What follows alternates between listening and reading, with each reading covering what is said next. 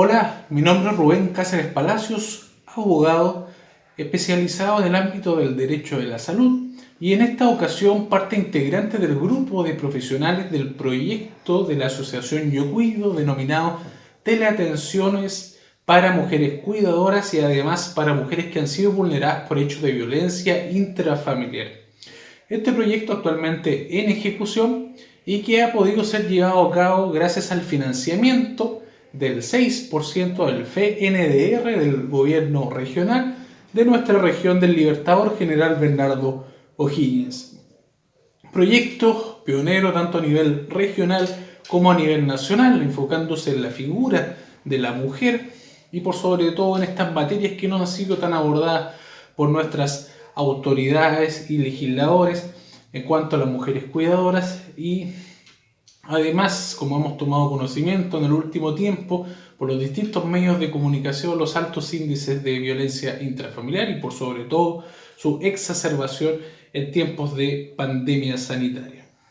Y en esta ocasión quisiera traerles a ustedes como parte de este proyecto esta cápsula educativa en la cual, desde la perspectiva legal, abordaremos las siguientes temáticas. En primer lugar, el aspecto de la discapacidad y su consecuencial acción de interdicción. Y en segundo lugar, y finalmente,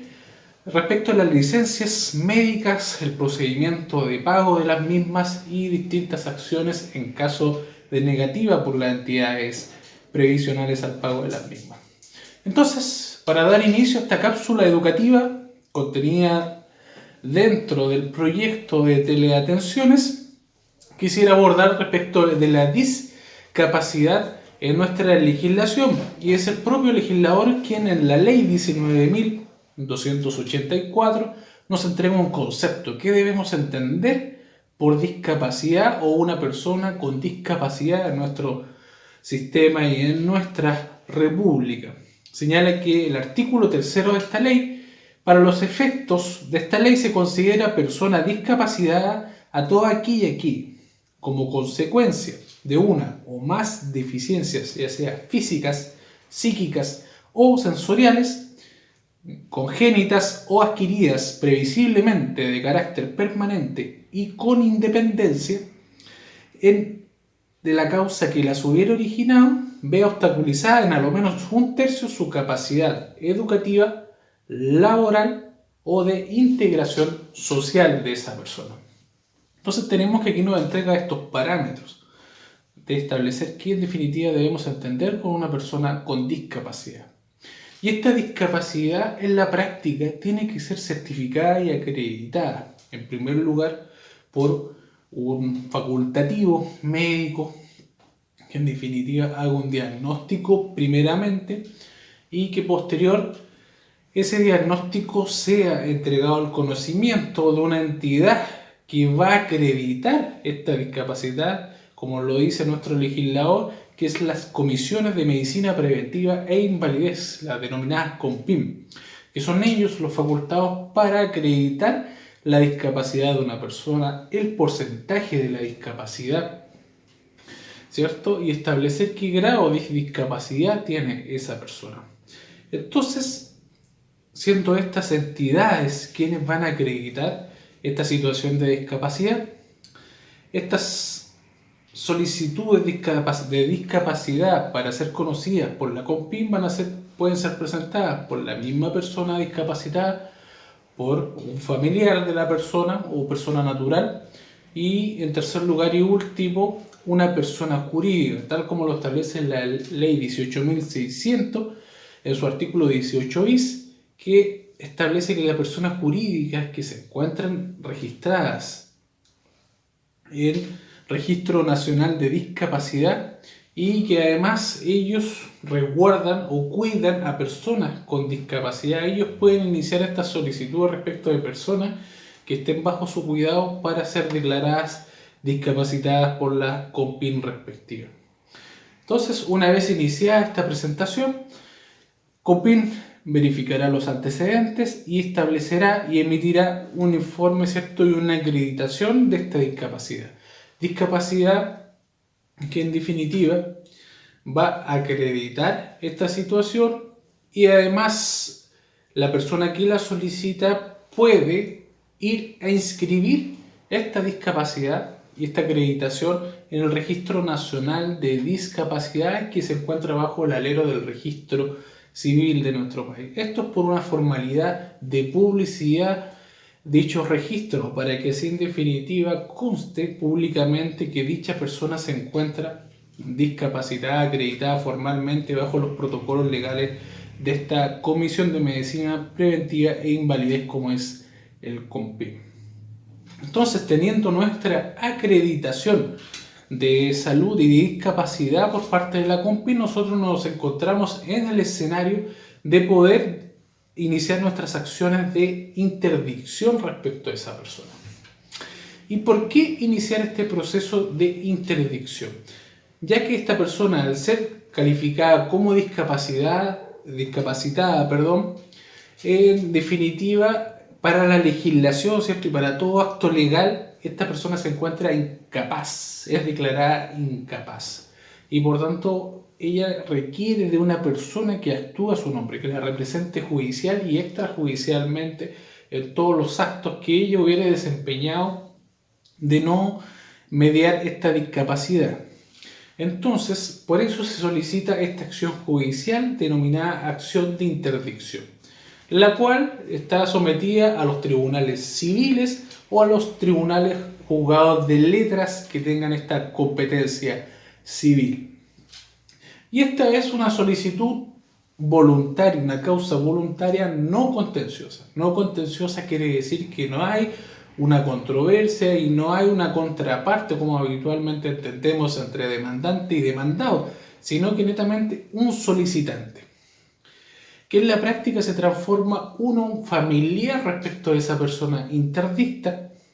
ya sea de un menor de edad o de un mayor de edad o un padre y el hijo asume la interdicción, en fin. Entonces, esta persona, esta solicitud voluntaria tiene que ser también mediante el patrocinio de un abogado habilitado para el ejercicio de la profesión, para lo cual,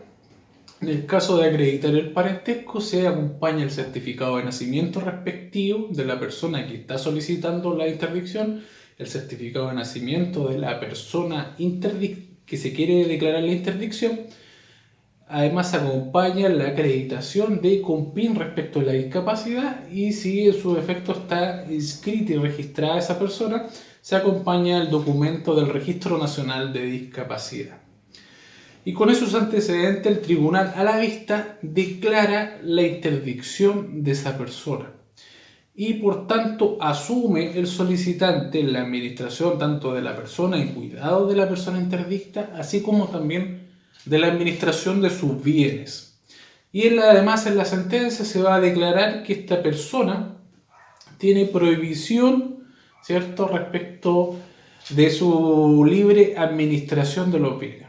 Lo cual esta sentencia deberá inscribirse necesariamente en el conservador de bienes raíces el registro de prohibiciones de enajenar respecto a esa persona, ya que esa persona queda imposibilitada de realizar algún tipo de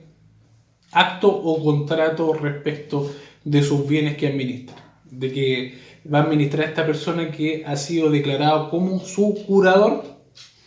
y por tanto queda a cargo de todos los bienes de esta persona interdicta, ¿ya? Entonces, teniendo eso, cumplimos con esa formalidad, con la acción de interdicción, además después inscripción de la misma sentencia en el conservador de bienes raíces como una formalidad de publicidad. Tenemos otro escenario cuando respecto de la misma persona declarada ya en interdicción, pasado por este proceso judicial, queremos nosotros enajenar alguno de los bienes o disponer de alguno de los bienes que estoy administrando yo como curador de una persona interdicta y por tanto el legislador a mí me establece una obligación. Yo no puedo, por más que sea el curador y haya obtenido, ¿cierto?, la administración de esos bienes, no puedo disponer de ellos libremente.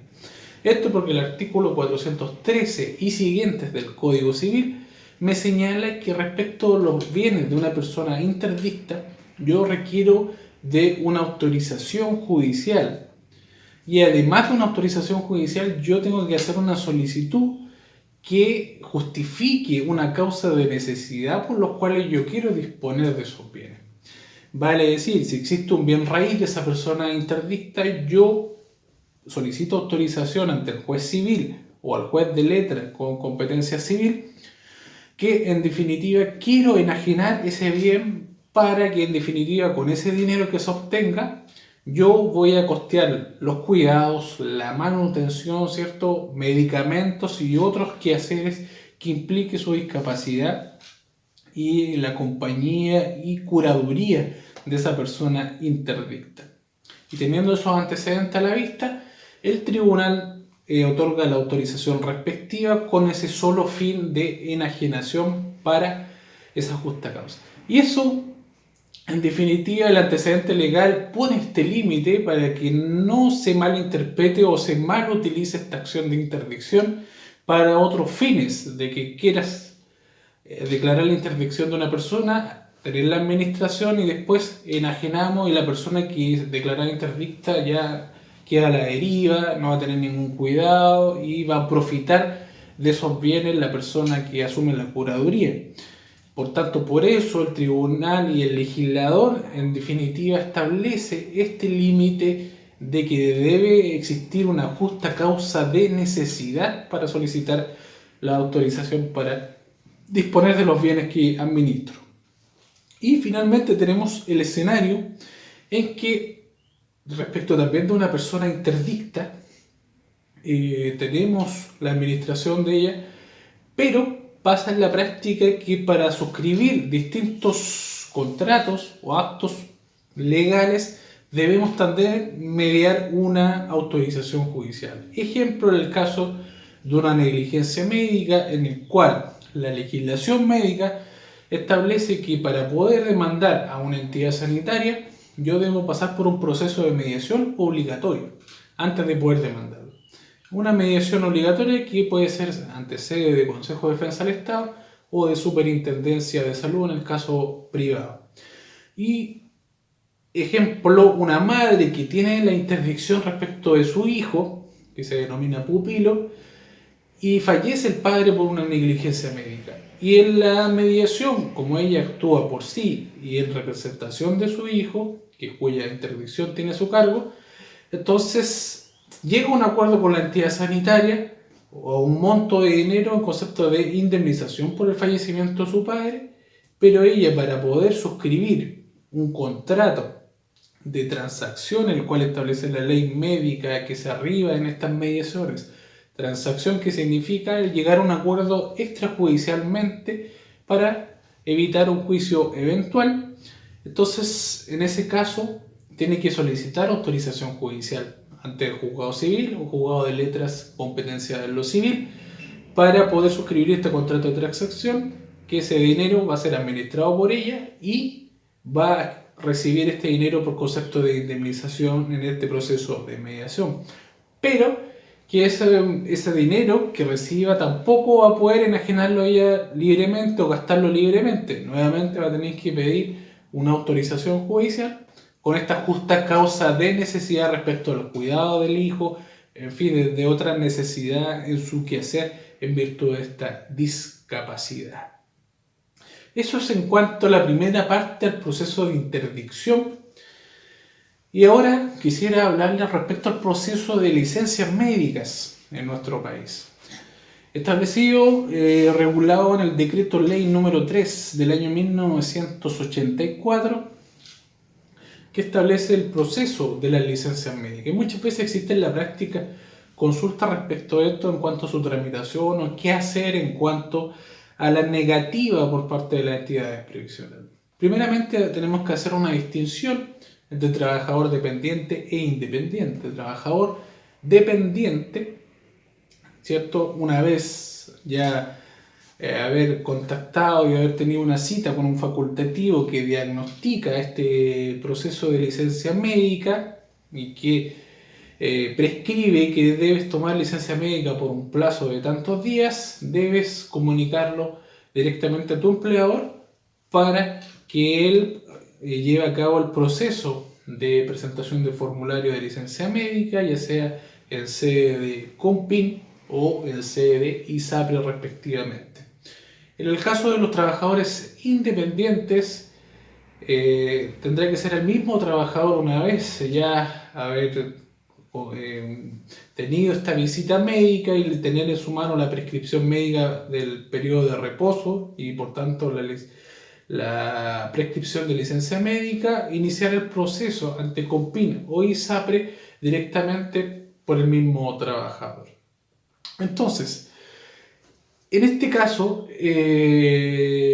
la Comisión de Medicina Preventiva e Invalidez COMPIN o ISAPRE analizan estos antecedentes una vez ingresado el formulario con los documentos, etc.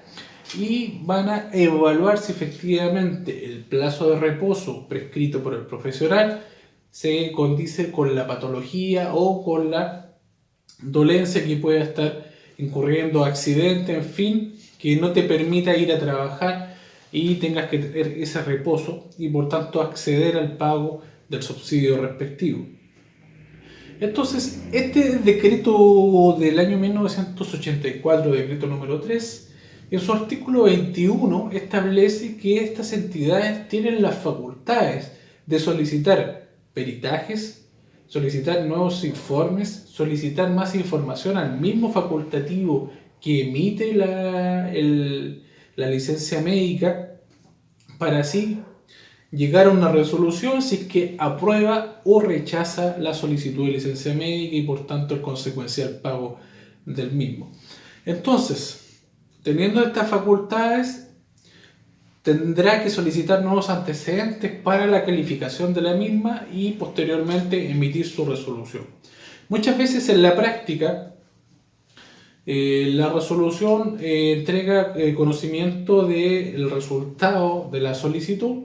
Muchas veces se rechaza este proceso. Entonces, en este proceso, lo que hay que tener presente de que, en definitiva,